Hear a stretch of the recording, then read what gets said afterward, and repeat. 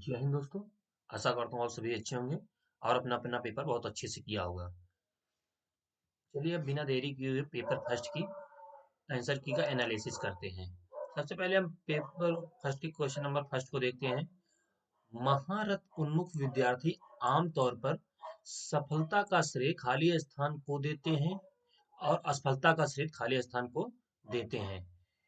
सफलता का श्रेय योग्यता और अच्छी किस्मत को देते हैं और असफलता का श्रेय निम्न योग्यता को देते हैं, बिल्कुल नहीं देते हैं।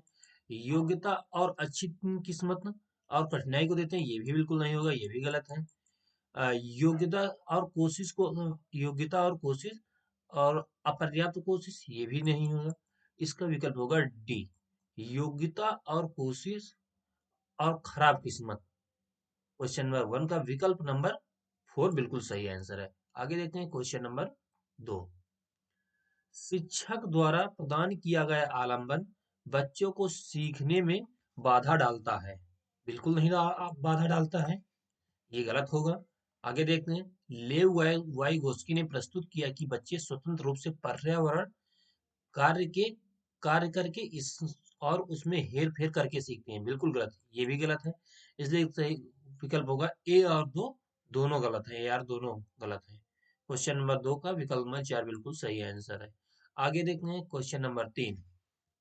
शिक्षक को छात्रों से दूरी बनाकर रखनी चाहिए और अध्ययन की प्रक्रिया की जिम्मेदारी उन्हीं पर डाल देनी चाहिए, बिल्कुल गलत, ऐसा नहीं करना चाहिए। आगे देखते हैं दूसरा कारण देखते हैं। अधिगम पर लोकतांत्रिक वातावरण के बजाय एक एकाधारी वातावरण में प्रभावी ढंग से होता है, ये भी बिल्कुल गलत। इसलिए क्वेश्चन नंबर 3 का भी विकल्प हुआ ए और दोनों गलत हैं। आगे देखते हैं क्वेश्चन नंबर 4। विकास के संदर्भ में एक सीमा जिसमें व्यक्ति विशिष्ट उत्प्रेरणाओं के प्रति परिवर्धित संवेदनशीलता रखता है, जिसमें वह कुशल कार्य करने के लिए विशेष कौशल विकसित कर सके, वह विकास की खाली स्थान कहलाई जाती है, चुनौतीपूर्ण कहलाई जाती है, बिल्कुल सही होगा। क्वेश्चन नंबर विकल्प फर्स्ट बिल्कुल सही होगा। क्वेश्चन नंबर 4 का विकल्प फर्स्ट सही। आगे देखते हैं क्वेश्चन नंबर 5। लेखन वैकल्प की विशेषता है, पढ़ने से की कमी से, बिल्कुल नहीं। विलंबित गति की कमी से, बिल्कुल नहीं।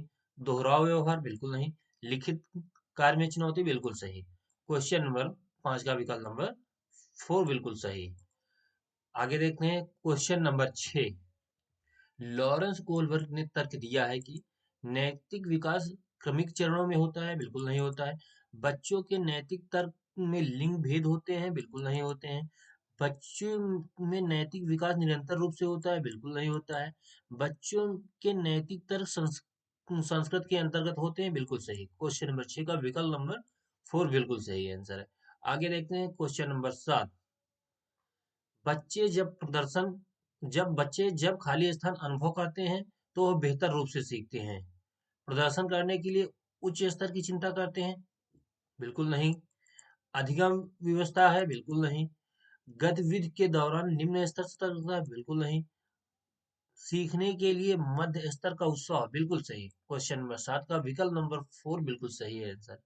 आगे देखते हैं क्वेश्चन नंबर 8। निम्नलिखित में से कौन सा विकास के समीपस्थ दूरस्थ सिद्धांत का प्रतिपादन करता है? मोतियों को धागों में पिरोने से पहले बच्चे गेंद पकड़ना की क्षमता विकसित कर लेते हैं, बिल्कुल सही। क्वेश्चन नंबर 8 का विकल्प नंबर फर्स्ट बिल्कुल सही। आगे देखते हैं क्वेश्चन नंबर 9। वाइगोस्की के अनुसार बच्चे स्वयं से बात करते हैं क्योंकि वे आत्म केंद्रित होते हैं, बिल्कुल नहीं। क्योंकि उनकी सोच आकर्षक होती, बिल्कुल नहीं। विचार और आत्म नियमन में सहायता के लिए, बिल्कुल सही। क्वेश्चन नंबर 9 का विकल्प नंबर 3 बिल्कुल सही आंसर है। आगे देखते हैं क्वेश्चन नंबर 10। वाइगोस्की के सीखने और विकास के सिद्धांत के अनुसार निम्नलिखित में से कौन सा आलंबन का उदाहरण है? विकल्प नंबर 1 देखते हैं। एक छात्र को पढ़ने का कार्य देना और उन्हें स्वतंत्र रूप से सवालों को जवाब देने के लिए कहना है, बिल्कुल गलत। एक छात्र को कौशल का प्रदर्शन करना और उन्हें फिर अपने दम पर इन्हें महारत हासिल करना, बिल्कुल ये भी गलत। किसी कार्य को छोटे छोटे टुकड़ों में तोड़ना और आवश्यकता अनुसार सहायता प्रदान करना, बिल्कुल सही। क्वेश्चन नंबर 10 का विकल्प नंबर थर्ड बिल्कुल सही आंसर। आगे देखते हैं क्वेश्चन नंबर 11। निम्नलिखित में से बाहरी अप्रेरणा का वर्णन करता है। अप्रेरणा जो कार्य के व्यक्तिगत आनंद होती है, बिल्कुल नहीं। अप्रेरणा जो आंतरिक कारकों से आती है, बिल्कुल नहीं। अप्रेरणा जो वातावरणीय परिणामों से आती है, बिल्कुल सही। क्वेश्चन नंबर 11 का विकल्प नंबर थर्ड बिल्कुल सही आंसर। आगे देखते हैं क्वेश्चन नंबर 12। बच्चे उस सामाजिक संस्कृति में संदर्भ में बहुत प्रभावित होते हैं जिसमें वो बड़े होते हैं, बिल्कुल सही। क्वेश्चन नंबर 12 का विकल्प नंबर फर्स्ट बिल्कुल सही। आगे देखते हैं क्वेश्चन नंबर 13। कथन निष्कर्ष का क्वेश्चन है। अभी कथन पढ़ते हैं। 5 से 6 वर्ष की उम्र के बच्चे ठीक से और रेखाओं के भीतर लिखने के जब दबाव नहीं डालना चाहिए, बिल्कुल सही। आगे देखते हैं, कारण पढ़ते हैं। बच्चे 5 या 6 साल के बाद गति कौशल का बेहतर नियंत्रण प्राप्त करते हैं, बिल्कुल सही। ए और आर दोनों सही हैं और ए आर की सही व्याख्या करता है, इसलिए विकल्प नंबर ए सही हो, फर्स्ट बिल्कुल सही है। 13 का फर्स्ट बिल्कुल सही आंसर है। आगे देखते हैं क्वेश्चन नंबर 14।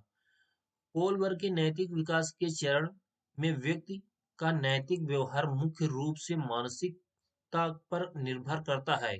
वे लोगों के बारे में क्या सोचते हैं? पारंपरिक होते हैं, पारंपरिक होते हैं, बिल्कुल सही है। आगे देखते हैं क्वेश्चन नंबर 15। एक समावेशी कक्षा की आवश्यकताओं को पूरा करने के लिए शिक्षकों को बहुउद्देशीय सामग्री का उपयोग करना चाहिए, ये सही होगा। आगे नंबर पे देखते हैं।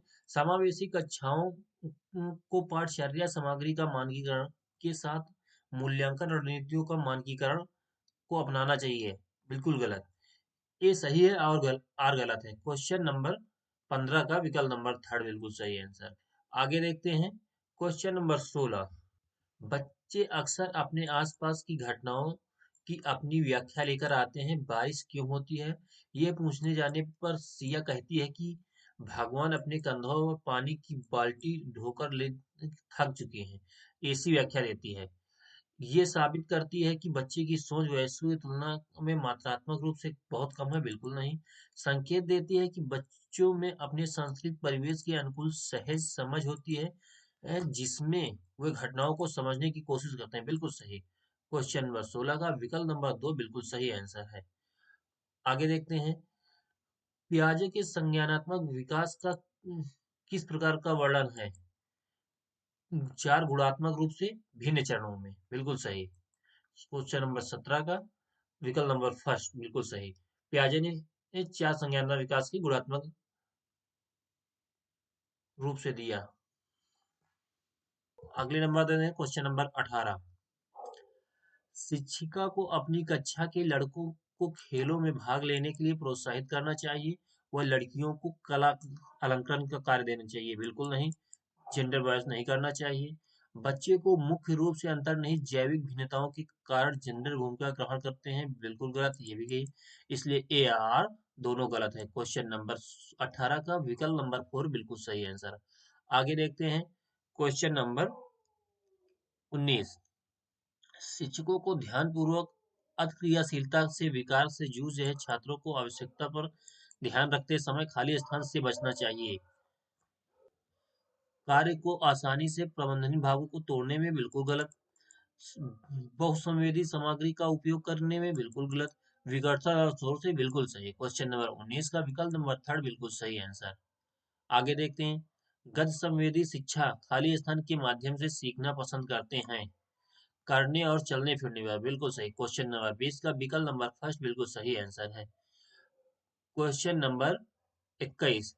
विद्यालय में खेलने के समय ऋषभ 7 वर्षीय लड़के ने खेलते के लिए गुड़िया उठाई।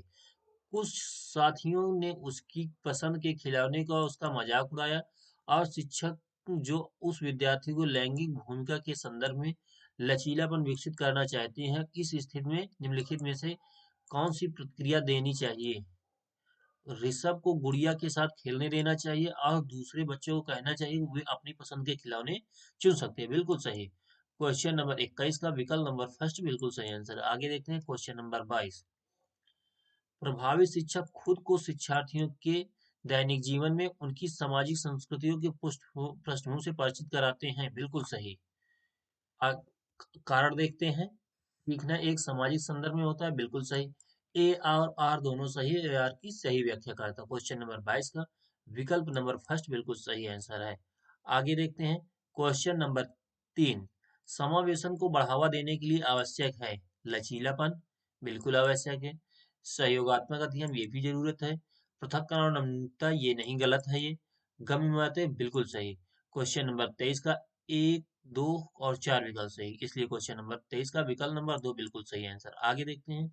क्वेश्चन नंबर 24, रचनावादी दृष्टिकोण से सीखना वर्तमान समझ का विस्तार और परिवर्तन है। बिल्कुल सही। क्वेश्चन नंबर 25 का विकल्प नंबर फर्स्ट बिल्कुल सही आंसर। आगे देखते हैं। क्वेश्चन नंबर 26, अच्छे समस्या अच्छे समस्या समाधानकर्ता बनने में विद्यार्थी सहायता करने के लिए एक शिक्षक को निम्नलिखित में से किस प्रक्रिया को बल देना चाहिए?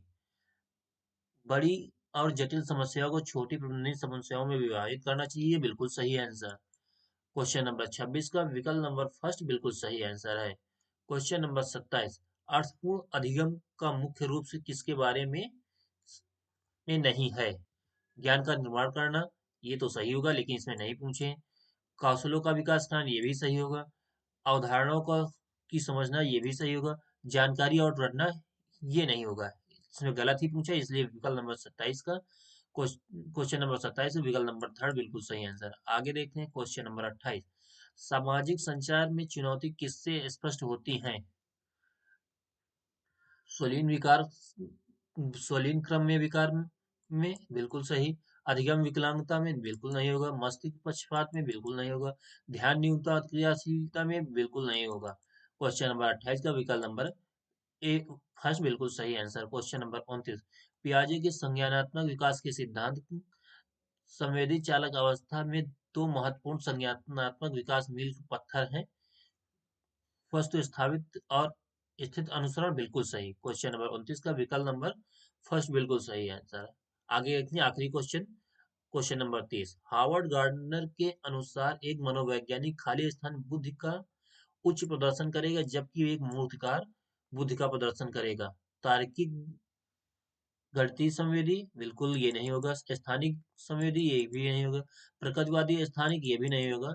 ट्रांसडिस्टिव स्थानिक, बिल्कुल सही। क्वेश्चन नंबर 30 का विकल्प नंबर 4 बिल्कुल सही आंसर है। आप लोग हमें कमेंट के माध्यम से बता सकते हैं आपके पेपर में 30 आउट ऑफ 30 कितने सही हैं। आज जो पेपर है कम मात्रा में बच्चों का था, कल संडे है और कल अधिक मात्रा में बच्चों को पेपर है। इसलिए आप लोगों को, जो बच्चों को कल पेपर है, वो इस पेपर को देख के और अच्छे से अध्ययन करके कल जाएंगे पेपर देने, जिससे उनको पेपर देने में किसी प्रकार की दिक्कत का सामना ना करना पड़े। किस प्रकार के प्रश्न आते हैं आप लोगों ने देख लिया है।